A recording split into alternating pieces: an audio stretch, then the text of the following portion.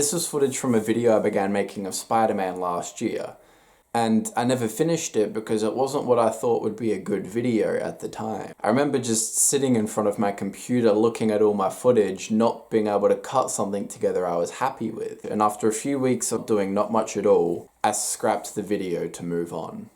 I've often heard or been told that you should always finish what you start, and I tried to adhere to that belief for a while, but then eventually I just asked, why? Why must we always finish what we start?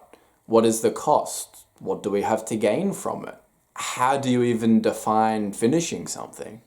I'm sure everybody's definition varies, however slightly. At what point does stopping working on a project become finishing it and quitting? For one person's finished product may very well be another person's failed attempt. I think self-awareness is really the key. For every question asked, we'll have a different answer depending on the circumstances or the perspective. So I need to be able to judge for myself when I have to get something done no matter what, or when it's okay to quit and move on.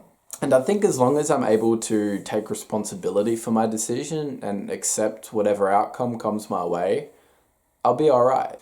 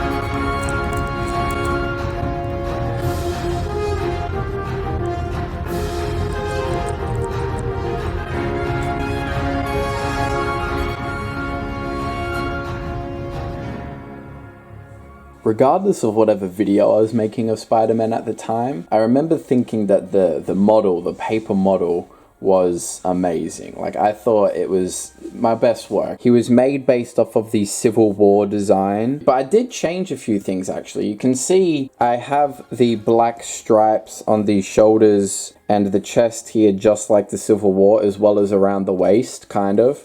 And then I do have the black web shooters on the wrist here as well. And then going around to the back, you can see it's the same kind of spider symbol with the black line around here as well. But I didn't actually include the black line on the elbow. His elbow actually had like a black line around it as well. And I just thought that might have been a little bit too much. But same thing with the calves. He has the black line going around the back, which I think is really neat.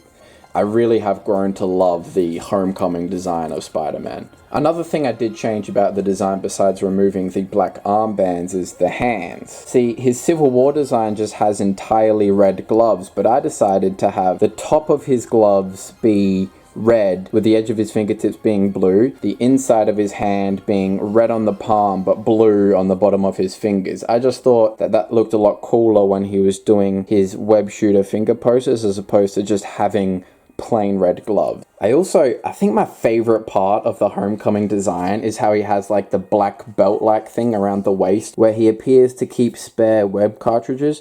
And you'll notice that on my model here, I've actually cut out a piece of the cardboard and there's a little peg in there. That is for a reason. As I have mentioned countless times, I try to give each character some gimmick or quality that is unique to that character. And as you may have noticed with Spider-Man, he has his web shooters. Pretty much it's just two tubes of paper here that swing out like so. They can rotate around to the front and then you can move his hand in position and have Spider-Man look like he is shooting web from his web shooters. And also, At the end of the web shooters, there's these little tabs here, which is just a cylinder of paper, which is how they connect. That is, of course, how the web shooters bend, and it is actually removable.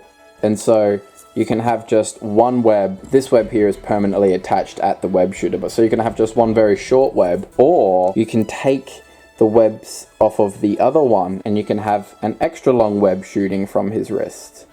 Although the weight is a bit of an issue, so you might have to have it turning on the side, which isn't exactly that accurate, but you get the idea.